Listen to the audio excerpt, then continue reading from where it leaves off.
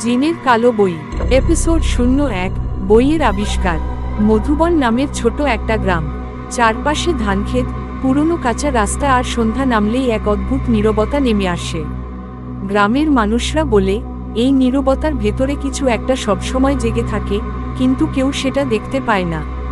এই গ্রামেরই একটা ছেলে আরিফ, বয়স খুব বেশি না, কিন্তু তার মাথায় সবসময় অদ্ভুত গল্প ঘুরে। সে পুরনো জিনিস খুঁজে বের করতে ভালোবাসে, বিশেষ করে পরিত্যক্ত জায়গা। একদিন বিকেলে স্কুল ছুটির পর আরিফ গ্রামের পুরনো ভাঙা লাইব্রেরির পাশে যায়। এটা বহু বছর ধরে বন্ধ পড়ে আছে, জানালার কাচ ভাঙা, দরজায় মরচে, ভেতরে ধুলার স্তর জমে গেছে। আরিফ ভেতরে ঢুকে পড়ে। তার উদ্দেশ্য ছিল শুধু একটু ঘুরে দেখা, কিন্তু ভেতরে ঢুকতেই তার চোখ আটকে যায় এক কোণে। একটা কাঠের আলমারির নিচে কিছু একটা পড়ে আছে। সে কাছে গিয়ে ধুলো সরায়। একটা বই, কালো চামড়ার মতো কভার, কোন লেখা নেই, শুধু মাঝখানে একটা অদ্ভুত চিহ্ন। আরিফ বইটা হাতে নেয়। আশ্চর্যের ব্যাপার, বইটা খুব ঠান্ডা, যেন ভেতরে বরফ জমে আছে। সে ধীরে ধীরে বইটা খুলে ফেলে। প্রথম পাতাটা খালি, দ্বিতীয় পাতাতেও কিছু নেই, কিন্তু তৃতীয় পাতায় হঠাৎ করে লেখা ফুটে ওঠে, যেন কেউ এখনই লিখছে। লেখা ছিল যে এই বই খুলবে, তার জীবন আর আগের মতো থাকবে না। আরিফ একটু হেসে ফেলে। সে ভাবে এটা কোনো পুরনো নাটকীয় লেখা হবে, হয়তো কেউ মজা করেছে। সে বইটা বন্ধ করে আবার খুলে। এবার লেখা বদলে গেছে। এই বই নিজে নিজে গল্প লেখে, আর যে গল্প লেখা হয় সেটা বাস্তব হয়ে যায়। আরিফের ভেতরে একটু অস্বস্তি লাগে, কিন্তু কৌতূহল তাকে ছাড়ে না। সে বইটা নিয়ে বাড়ির পথে হাঁটা শুরু করে। সন্ধ্যা নেমে আসে, আকাশ ধীরে ধীরে কালো হয়ে যায়, গ্রামের বাতাস অস্বাভাবিকভাবে থেমে যায়। আরিফ ঘরে ফিরে বইটা টেবিলে রাখে। আলো জ্বালিয়ে সে আবার বইটা খুলে বসে। এবার নতুন একটা লাইন লেখা আছে, আজ রাতের মধ্যে তোমার ছায়া তোমার থেকে আলাদা হয়ে যাবে। এই লাইনটা পড়ার সাথে সাথে ঘরের বাতাস ঠান্ডা হয়ে যায়। বাতি একটু কেঁপে ওঠে। আরিফ পিছনে তাকায়। তার ছায়া দেয়ালে ঠিকই আছে, কিন্তু কয়েক সেকেন্ড পর সে খেয়াল করে ছায়াটা তার নড়াচড়ার সাথে পুরোপুরি মিলছে না। আরিফ উঠে দাঁড়ায়। ছায়াটাও দাঁড়ায়, কিন্তু এক মুহূর্ত দেরিতে। সে ধীরে ধীরে হাত নাড়ে। ছায়াটা একটু পড়ে নড়ে। ঘরের ভেতর নিস্তব্ধতা ভারী হয়ে যায়। হঠাৎ আলো নিভে যায়। অন্ধকারের মধ্যে শুধু একটা ফিসফিস শব্দ শোনা যায়, তুই আমাকে কেন জাগালি? আরিফ জমে যায়। সে বুঝতে পারে এটা তার ছায়ার কণ্ঠ, কিন্তু ছায়া তো কথা বলে না। ঠিক সেই মুহূর্তে ঘরের এক কোণে দেয়ালের ছায়া একটু আলাদা হয়ে দাঁড়ায়, যেন আরিফের ছায়া আর তার শরীর এক নয়। আরিফ ধীরে ধীরে পেছাতে থাকে, কিন্তু ছায়াটা সামনে এগোতে থাকে, এবং প্রথমবারের মতো ছায়াটা দেয়াল থেকে বেরিয়ে আসে।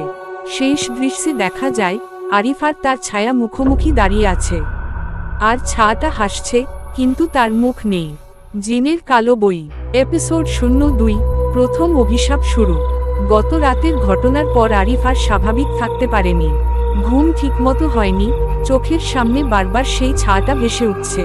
দেয়াল থেকে বেরিয়ে আসা সেই অদ্ভুত সত্তা আর তার ফিসফিস করা কণ্ঠ, সবকিছু এখনো তার কানে বাজছে। সকালে ঘুম ভাঙার পর সে প্রথমেই টেবিলের দিকে তাকায়। কালো বইটা ঠিক আগের জায়গাতেই আছে, কিন্তু এবার একটা পার্থক্য আছে।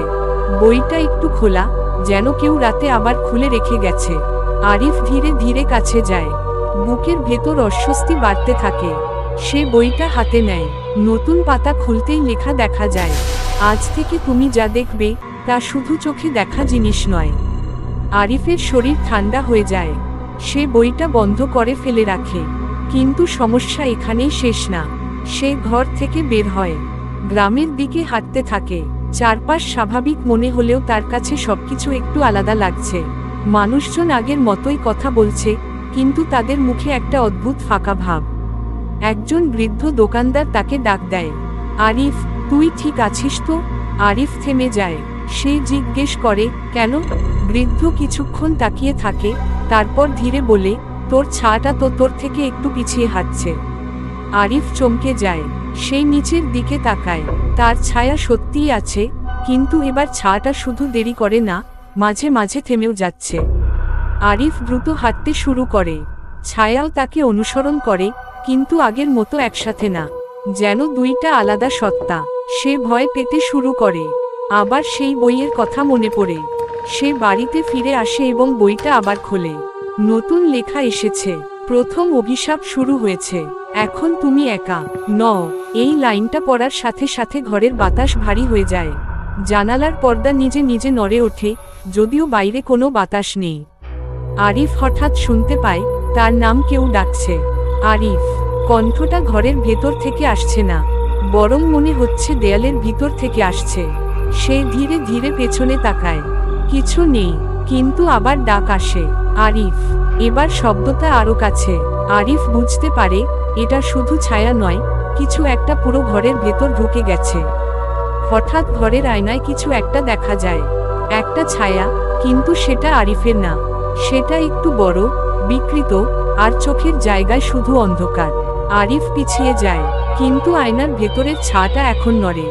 আরিফ তখনই বুঝতে পারে এই বই শুধু ছায়া বদলায় না, বাস্তবের ভেতর নতুন কিছু ঢুকিয়ে দেয়। হঠাৎ আয়নার ছায়াটা হাত বের করে দেয়ালের বাইরে আসে, আর ঘরের আলো একেবারে নিভে যায়। শেষ দৃশ্যে শুধু শোনা যায় আরিফের দম নেওয়ার শব্দ আর সেই অচেনা কণ্ঠ। এখন তোর গল্প শুরু হলো। জিনের কালো বই, এপিসোড 03, জিনের আসল ইঙ্গিত। গত 2 রাতের ঘটনার পর আরিফ আর বুঝে উঠতে পারছে না সে কিভাবে স্বাভাবিক থাকবে। তার চারপাশে যা ঘটছে তা আর শুধু কল্পনা বা ভয় নয়। সবকিছু বাস্তবের মতোই ভাঙছে, আবার নতুন কিছু ঢুকে পড়ছে। বইটা এখন তার জন্য আর কৌতূহলের জিনিস না, বরং এক ধরনের অভিশাপ। তবুও সে বারবার সেটা খুলে দেখে, কারণ না খুললেও ভয়, খুললেও ভয়। সকালে ঘুম ভাঙতেই আরিফ দেখে টেবিলের উপর বইটা খোলা, কিন্তু এবার লেখা নেই, বরং পাতাগুলো খালি, শুধু মাঝখানে একটা নতুন চিহ্ন তৈরি হয়েছে। আগের চিহ্নের মতো না, এটা অনেক বেশি গভীর, যেন পুড়ে যাওয়া দাগ। আরিফ হাত দিয়ে ছুতেই হঠাৎ তার মাথায় তীব্র ব্যথা শুরু হয়। চোখের সামনে অন্ধকার ছড়িয়ে পড়ে। সে কিছু দেখতে পায়, একটা বিশাল অন্ধকার জায়গা। সেখানে অসংখ্য ছায়া দাঁড়িয়ে আছে, কিন্তু কোনোটা মানুষের মতো না। সবার মাঝখানে সেই একই বই, অনেক বড় আকারে, যেন একটা দরজার মতো দাঁড়িয়ে আছে। একটা কণ্ঠ শোনা যায়, তুমি শুধু পাঠক না, তুমি এখন দরজার অংশ। আরিফ হঠাৎ বাস্তবে ফিরে আসে। সে হাঁপাচ্ছে, ঘরের ভেতর বাতাস ভারী। সে বুঝতে পারে বইটা শুধু গল্প দেখাচ্ছে না, তাকে কোথাও টেনে নিচ্ছে। আরিফ সিদ্ধান্ত নেয় সে এই বই থেকে মুক্তি পাবে। সে বইটা নিয়ে বাইরে যায়, গ্রামের পুরনো নদীর ধারে। সে ভাবে পানিতে ফেললে সব শেষ হয়ে যাবে। সে বইটা পানিতে ফেলে দেয়। কিছুক্ষণ কিছুই হয় না, আরিফ স্বস্তির নিঃশ্বাস ফেলে। কিন্তু ঠিক তখনই পানির ভেতর থেকে বইটা ধীরে ধীরে আবার উপরে উঠে আসে। ভেজা না, বরং শুকনো, যেন পানির কোনো অস্তিত্বই ছিল না। আরিফ পেছাতে থাকে। হঠাৎ নদীর পানিতে তার নিজের প্রতিবিম্ব দেখা যায়, কিন্তু সেই প্রতিবিম্ব তার মতো না। সেটা হাসছে। প্রতিবিম্বটা ধীরে বলে ওঠে, তুমি আমাকে ফেলে দিতে পারবে না, কারণ তুমি আমাকে নিয়ে জন্মাওনি, তুমি আমাকে জাগিয়েছ। আরিফ বুঝতে পারে এটা শুধু ছায়া না, শুধু বইও না। এর ভেতরে কিছু আছে যেটা তাকে শুরু থেকেই বেছে নিয়েছে। সে দৌড়াতে শুরু করে, কিন্তু গ্রামের রাস্তা বদলে গেছে। যেটা সোজা রাস্তা ছিল, সেটা এখন অনেক দীর্ঘ আর অচেনা। চারপাশের মানুষজন তাকে দেখছে, কিন্তু কেউ স্বাভাবিক না। তাদের চোখ ফাঁকা, মুখে কোনো অভিব্যক্তি নেই। একজন ছোট ছেলে হঠাৎ বলে ওঠে, তুমি কালো বইয়ের বাহক। আরিফ থেমে যায়। ছেলেটা আবার বলে, এখন জিন তোমাকে পুরোটা খুলে দেবে। এই কথা শেষ হতেই চারপাশের সব মানুষ একসাথে ঘুরে তাকায় আরিফের দিকে। সবাই একই কণ্ঠে বলে ওঠে, দরজা খুলে গেছে। আর শেষ দৃশ্যে দেখা যায় আকাশ কালো হয়ে যাচ্ছে, আর আরিফের হাতে বইটা নিজে নিজে খুলে যাচ্ছে। পাতাগুলো দ্রুত উল্টে যাচ্ছে, যেন কিছু একটা শেষ অধ্যায় পৌঁছাতে চাইছে। জিনের কালো বই, এপিসোড 04, জিনের আসল পরিচয়। আরিফ এখন আর বুঝতে পারছে না সে বাস্তবে আছে নাকি কোনো ভাঙা গল্পের ভেতরে আটকে গেছে। চারপাশের পৃথিবী আগের মতো নেই। গ্রামের রাস্তা, মানুষ, ঘরবাড়ি, সবকিছুই যেন একটু করে বদলে যাচ্ছে, যেন কেউ ধীরে ধীরে পুরো বাস্তবতাকে অন্য কোনো জগতে টেনে নিচ্ছে। তার হাতে থাকা কালো বইটা এখন আর শুধু বই না, সেটা নিজে নিজে হালকা কাঁপছে, মাঝে মাঝে পাতাগুলো নিজের ইচ্ছায় উল্টে যাচ্ছে। আরিফ বাড়ির ভেতর বসে আছে, দরজা জানালা বন্ধ, কিন্তু তবুও মনে হচ্ছে কেউ ঘরের ভেতর শ্বাস নিচ্ছে। হঠাৎ বইটা নিজে থেকেই খুলে যায়। এবার কোনো সাধারণ লেখা নেই, পুরো পাতাটা জুড়ে শুধু একটা নাম লেখা, আল নূর। আর নিচে একটা বাক্য, তুমি আমাকে জাগাওনি, তুমি আমাকে খুঁজে পেয়েছো। আরিফ থমকে যায়। নামটা পড়ার সাথে সাথে তার মাথায় অদ্ভুত ছবি ভেসে ওঠে। একটা বিশাল অন্ধকার রাজ্য, সেখানে কোনো সূর্য নেই, শুধু ছায়া আর কুয়াশা। আর সেই জায়গার মাঝখানে দাঁড়িয়ে আছে একটা সত্তা, মানুষ না, জিন না, কিছু একটা যা আলোকে ঘৃণা করে। একটা কণ্ঠ ভেতর থেকে শোনা যায়, আমি গল্পের ভিতরে বন্দি ছিলাম না, আমি গল্প ছিলাম। আরিফ ভয় পেয়ে বইটা বন্ধ করতে চায়, কিন্তু এবার বই বন্ধ হয় না। পাতাগুলো খুলে যেতে থাকে, আর সেই সাথে ঘরের দেয়ালেও অদ্ভুত লেখা ফুটে উঠতে থাকে, যেন পুরো ঘরটাই বইয়ের অংশ হয়ে যাচ্ছে। হঠাৎ আয়না ভেঙে যায়, ভাঙা কাচের প্রতিটা টুকরায় একই মুখ দেখা যায়, একটা অন্ধকার ছায়ামূর্তি, যার চোখ নেই কিন্তু দৃষ্টি আছে। সেই কণ্ঠ আবার বলে ওঠে, তুমি ভাবছো আমি জিন? না, আমি সেই গল্প যা মানুষ ভয় পায়, তাই ভুলে যায়। আরিফ পেছাতে থাকে, কিন্তু তার পেছনে এখন আর দেয়াল নেই, সেখানে শুধু সেই কালো বইয়ের ভেতরের অন্ধকার জায়গা দেখা যাচ্ছে, যেন পুরো ঘরটাই বইয়ের ভিতরে ঢুকে গেছে। আরিফ বুঝতে পারে সে আর বাস্তব জগতে নেই, সে ধীরে ধীরে গল্পের ভিতরে ঢুকে পড়ছে। হঠাৎ বইয়ের ভেতর থেকে সেই সত্তা বের হয়ে আসে। না, পুরোটা বের হয় না, শুধু তার উপস্থিতি ঘর ভরিয়ে দেয়।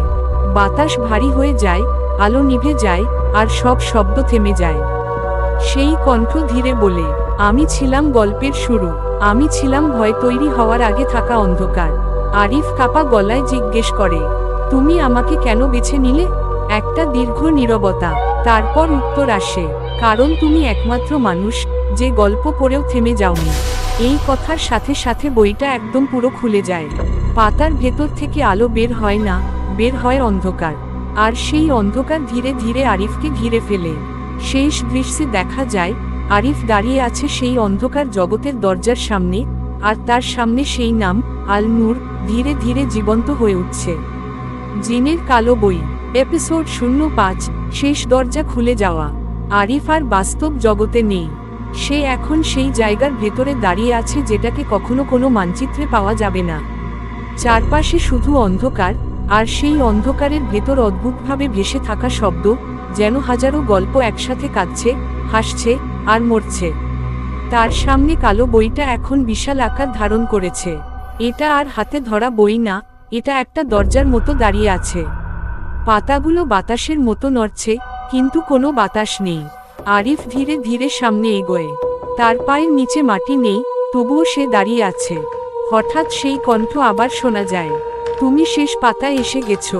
আরিফ কাঁপা গলায় বলে, আমি এখানে কেন? একটা দীর্ঘ নীরবতা, তারপর অন্ধকারের ভেতর থেকে উত্তর আসে, কারণ তুমি গল্প শেষ করতে চেয়েছিলে, কিন্তু গল্প কখনো শেষ হয় না, শুধু নতুন মানুষ খুঁজে নেয়। হঠাৎ বইয়ের ভেতর থেকে সেই সত্তা বের হয়ে আসে। এবার আর শুধু উপস্থিতি না, এবার পুরো রূপ দেখা যায়।